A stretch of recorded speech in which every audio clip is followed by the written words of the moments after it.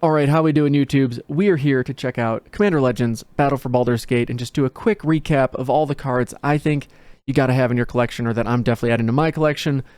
But this may be a short video. Let's be honest, this set has not been the most power-packed one that we've seen, and I think a majority of us are excited, ready to be overhyped about Double Masters 2022. But I think Battle for Baldur's Gate has been fun to draft. I think Wizards, the pros of this set, Wizards did a way better job making it draft playable in a pod.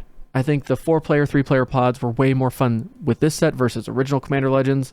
And I think this set does have a lot of fun cards to build around. I just don't think it has the value or the chase reprints or the cards that people are just seeing, oh, here's my pushed money card. From a value perspective, this will not be the one that I anticipate to skyrocket anytime soon. It's one that if you've opened boxes of, you're surprised if you get your money back. To be honest, it's not something you open for value. It's something you open for fun. But if you're playing Commander and you're using these cards afterwards, there's definitely gonna be some cards that we want to make sure we get a copy of. Now, one of those cards that I would say is Ancient Copper Dragon, but not for 60 bucks. Like, it's a cool card. It does a lot of nifty things, but honestly, all of these dragons just feel like really expensive spells that do a cool thing. But I'm gonna guess in time that they drop in value, because like none of them have haste. You know, you can build around them, you can make them better the turn they come in, but like a 6, 7, 8 cost spell that just kind of hangs out doesn't normally carry or hang on to a $50+ value, let alone a $15+ value. So we'll see. If you've opened them, you're happy about it. If you haven't opened them, would I recommend you out and buy them? Probably not. What I would recommend you buy, though, pick up Reflecting Pools, the Battle Bond lands that got reprinted. I think all of these will continue to climb up, and they've gone up even in the couple weeks since it's been released. And then beyond that, I always like to pick up a copy of a Planeswalker, especially if it can be a commander, because at like $5-6, they might just hang out for a bit, but eventually you're going to have a deck that you realize, oh, they're perfect in this, and I think I'm going to grab one.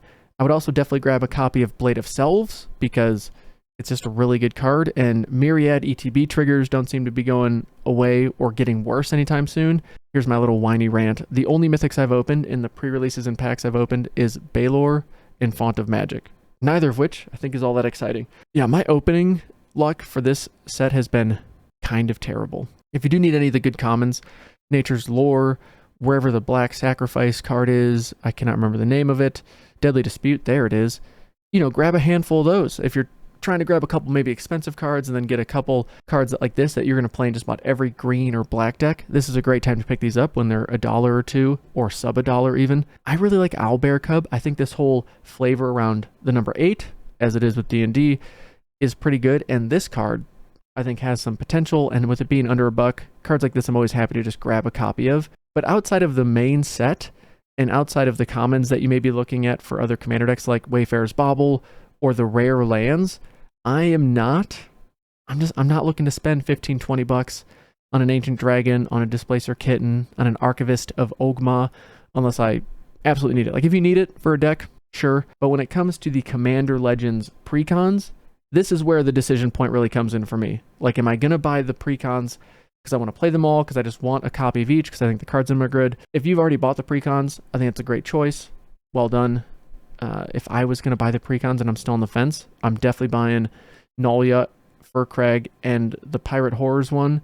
I'm not totally sold on the green-red play exile stuff wolf one yet, but honestly I think Wizards did a really good job with the precons. Precons, way better than the draft set. But if we get into the singles, if you're not worried about buying the whole precon, cards that I'm absolutely picking up, Baloth, Baratil, Entertainer. This card's awesome. Creatures your opponents control with power less than Baloth are goated. So it's kind of like a state-based action forever. As long as he's in play, constantly checking, is my power greater than other creatures? If so, you're goated. So if you can remove him before your combat, your stuff is no longer goated. But that makes for a ton of fun, flavorful stuff. This guy is 100% going into Kaima, and I guess I could... Yeah, let's duplicate this real quick. You want to see a fun combo with that card? Get Raised by Giants. So now your commander has base power 10-10, and then you got Baloth here, and now everything with less than 10 power is goated for as long as your commander and that enchantment's in play. You know, it's 2 cards in a commander game to stick around, but if it does, congratulations. Enjoy. But besides Baloth, I think Passionate Archaeologist is a solid background to pick up if you have like a Prosper deck or an Exile Cards type deck. When your commander now has, whenever you cast the spell from exile, this creature deals damage equal to the spell's mana value to target opponent. Just another type of value piece for me that I like. It's not necessarily a game winner, it's just a fun, strong, powerful card to play. And then you've got, of course, Deep Known Terramancer. This card's just, I think, always going to hold its value. Let's see, has it dropped from its original 20-ish bucks? It has, so it's in like the 15, wait, what? The borderless and the non-border are the same? Debatable. But I always see this card being above 10 bucks because it just seems like a really good card. I mean, unless it gets reprinted quite a bit, but I don't see it dropping too much beyond that. I like the blue rare of Endless Evil. Enchant creature you control. At the beginning of your upkeep, you create a token of the copy, except as a 1/1. When enchanted creature dies, if it's a horror, return Endless Evil to its owner's hand. So this is just a huge way to get a ton of value. Of course, you have to enchant your creature, and then it has to hang out and live to your next upkeep. That can be a little iffy, but the fact that it returns itself to your hand, can be pretty good. And then I think my favorite card, honestly, across all these, just from a flavor perspective, is Mocking Doppelganger. A 0/0 with flash that enters as a copy of another creature an opponent controls, except it has other creatures with the same name are goated. It's just over there like talking smack, and then instead of it fighting it goes and fights your opponent for you. Like, that's hilarious to me. I just think that's perfect. We got Black Market Connections. That's the other card from the Party Time Precon. It's sitting at 18, so it's holding its value a little better than the Deep Known Terramancer, but I mean, both are just going to be fantastic. I mean, honestly, I like the Terramancer more than the Connections. I think the Connections is a little bit slower than you want in some higher powered games, and if it's like a casual game, this is just a feel bad card that everyone's not going to like because it's like too good in a sense. If no one stops it and you just every turn get to create a treasure, draw a card for 3 life, that's pretty good. This card's just not, I'm not as high on it for whatever reason. Just not as high on it. Another card that I think gets better, like if you're, again, out there with a Prosper deck, is the old Brain Stealer Dragon. The top part, beginning of your end step, exile top card of each opponent's library. You may play it, use mana of any color, blah, blah, blah. The part that I think is the more interesting piece is whenever a non-land permanent an opponent owns, ETBs under your control, they lose life equal to its mana value. So if there ever is a deck where you get to like steal all your opponent's things and then you can flicker them, like the Thassa does from Theros Beyond Death, but you can do it in a broader sense or just more creatures at a time, like this would just be a fun janky combo to pull it off with. I don't know if that necessarily makes it worth, what is this thing, $3 you know, but if, wait, okay, I keep thinking like the borderless ones are going to be cheaper, but for $3, if I need to fill up my order from Card Kingdom to get the free shipping, and I'm like, I need a $3 card, boom, Brain Stealer Dragon, we did it. After that, I really like Spectacular Showdown. Again, if you're just in like those crazy, hilarious games, this is the one to do it with. This is like the card that will get everyone, I hope, laughing. Put a double strike counter on target creature, then it's goated. If it had a double strike counter put on it this way, but it's the overload. You just make everyone's creatures all get double strike, all be goated. Get ready for some fireworks. It will create a Spectacular Showdown. Like, that's it. We did it. And then beyond that, I like multi-class Baldur. Equip creature has lifelink if you control a cleric, death touch if you're a rogue, haste if you're a warrior, flying if you're a wizard. So if you're a changeling, all the things. And then if you have a full party, prevent all damage that would be dealt to equipped creature. How neat is that? Here's all the reprints, blah, blah, blah. I mean, all in all though, I'm having a hard time getting like overly excited about buying a lot of these cards because I think people are just kind of waiting. I mean, they're either waiting to buy Double Masters 2022 or you're just buying the full precon decks. The last 2 precons I've like bought, opened, and played with were the Vehicles deck, which I wasn't super high on when it was first released, but I bought it, opened it, played it, and loved it. I thought it was amazing.